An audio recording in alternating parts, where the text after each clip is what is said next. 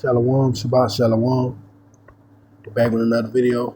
Before I get started, I'd like to give all praise, honor, and glory to Yahweh, Bahashem, Yahweh Shai, Bahashem, Rakah Kwadash, to the elder apostles, a great millstone who rule well. I'd like to give double honor. Shalom to the 144,000, to the 1/3, to the hopeful elect. Shalom. We're here with a video I'm going to call A Ceasefire Will Never Happen. We're going to start off with the article that says, "Do not drop those bombs." Furious Trump yells at Israel after they ignore his ceasefire and continue to bomb Iran.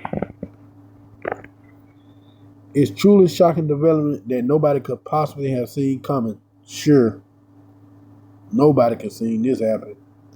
Israel's response to Donald Trump's ceasefire has been to collapse in laughter, wipe the tears from its eyes, and continue to bomb Iran like nothing happened. Trump approached ending the Israel-Iran war like he was trying to broker a deal in real estate. Broker a real estate deal, Salaki.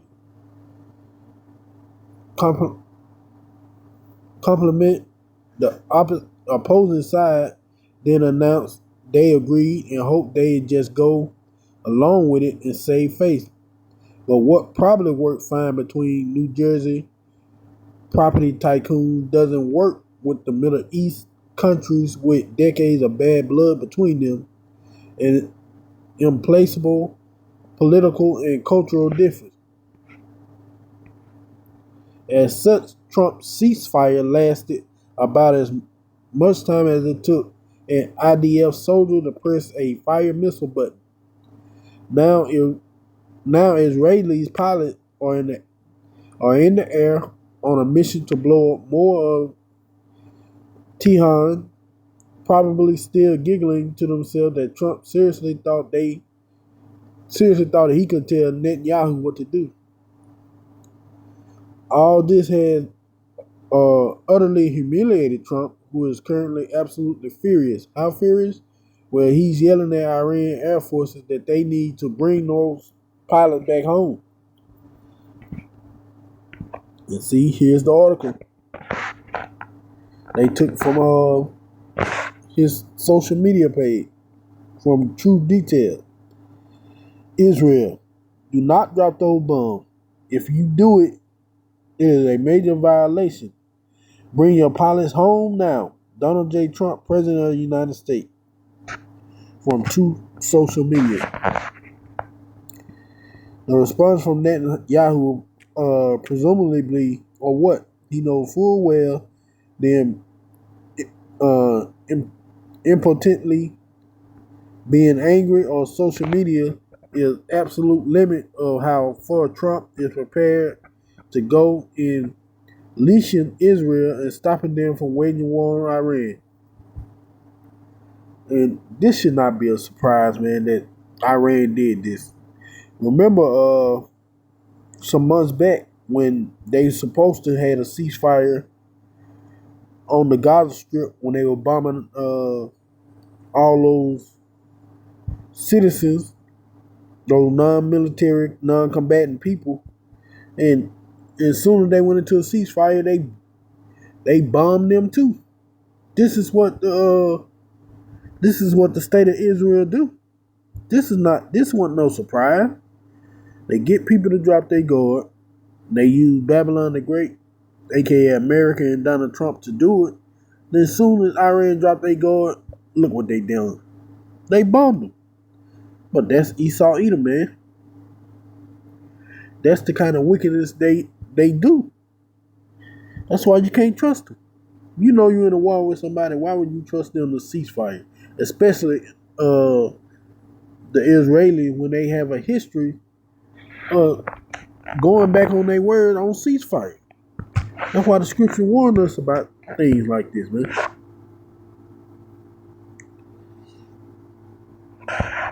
This is Sirach 12 and 10. Never trust thy enemy, for like an iron rusted, so is his wickedness. So just like iron is guaranteed to rust, so is your enemy to be wicked towards you. And that's all that was. They used like I said, they used Trump to lower the guard of Israel. I mean, Iran then bombed them. I mean, let's look at it like this. This is the second time they talked about peace. The first time that they did it, Trump bombed them. The United States hit a couple of their supposed nuclear sites that they had already cleared the stuff out of by then. But it was after a supposed ceasefire. Trump said he'll give them 2 weeks, then within 2 days he bombed them. So why would you trust your enemy again in a situation where they say they won't bomb them and they end up doing it? That just show you, man, truly how wicked these people are.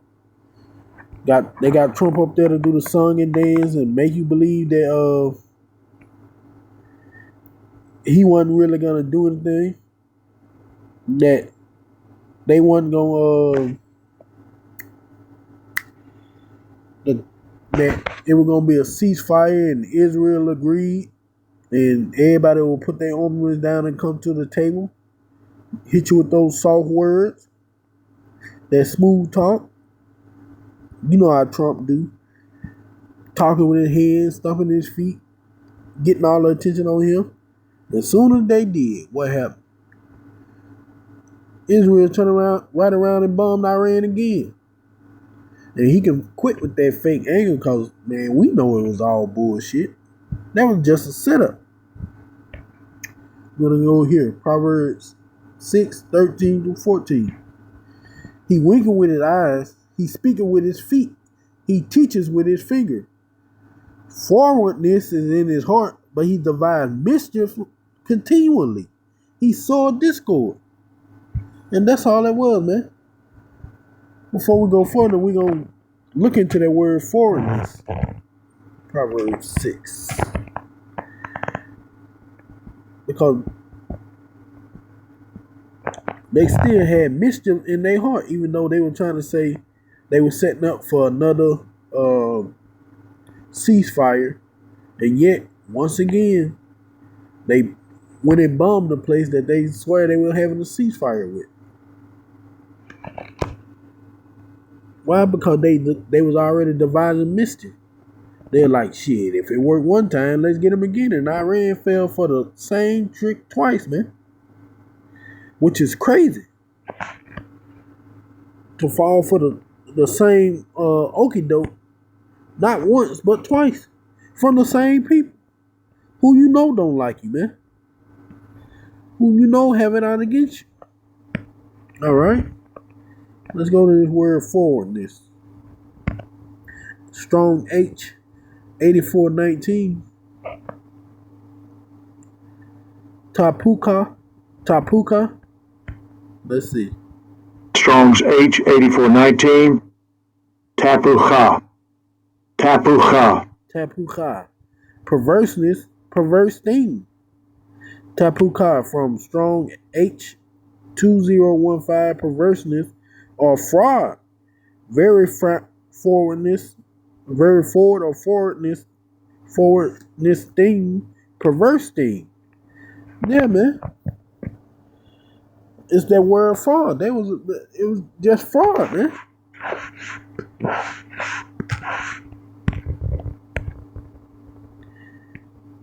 See, fraud was in his heart, meaning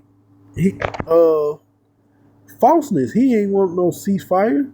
All that was to let their guard down and set them into the situation that they are in now, where they done got bombed yet again after trying to go into a peace talk, supposedly. By the same person. Now, you know I wouldn't have trust Trump in the United States after they pulled the move they pulled, said. You think I'm gonna trust Israel, who I know is known for pulling these kind of tricks on people after I done seen what they done to the ones in the Gaza Strip? No, man. If anything, I still got my missiles locked on and loaded, waiting on you. You cross this airspace again, goddamn it, and see what happens. Them planes would have been out of the sky. But Iran dropped the ball again and allowed them people to get up on them. That's one thing you never do. You never allow your enemy to get up on you. At least keep them at arm's length. But they allowed them once again to get up on them. Then look, they got smacked in the mouth. Now before I go, I want to try to get this in another book. We're gonna try the AMP. Alright, Proverbs 6:13. Who winks with his eyes in mockery, who shuffles his feet to signal, who points his finger to give subversive intrusion, who perversely in his heart plots trouble and evil continually, who spread discord and strife. And that's what they did to him, man. Spreading that discord and strife. Who in their heart, they were plotting trouble. That's why they sent those planes over. That's why they bombed them again. Because they were plotting on them, just one more time. They had to try to get them. We're going to go here next. Proverbs 21:1. The king's heart is in the hand of the Lord. As the rivers of water, he turneth it whatsoever he will. And that's why all this was going down, man. And how about Shai don't want no ceasefire? He want them to keep revving up this thing. He want Iran to be pulled into this war, which will ultimately pull China and Russia, then the United States. All these things are the will of Yahweh Shai. This thing would never die back down, man. It would never be a simmering flame. Now, would it be a wildfire? Yes, but just not yet.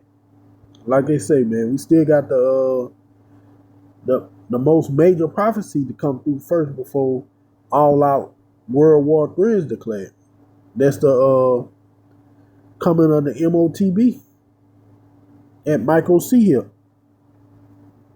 So right now, even though it ain't there, it would never be just smoldering ash. No, it's a fire right now.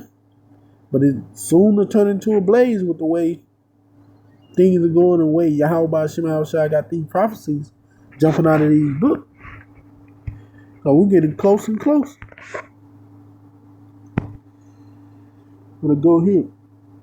Joel, verse 3, 9 through 12. Proclaim ye this among the Gentiles. Prepare for war. Wake up the mighty men. Let all the men of war draw near.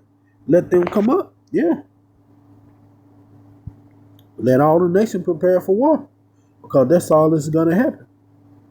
It's going to draw all the rest of the nations into this battle. Not right now, but ultimately over time, when the right prophecies are fulfilled, hey, all of them will come down to the valley of Yehoshaphat and prepare for that third war, that third world war. Beat your plowshares into swords and your pruning hook into spears. Let the weak say, I am strong.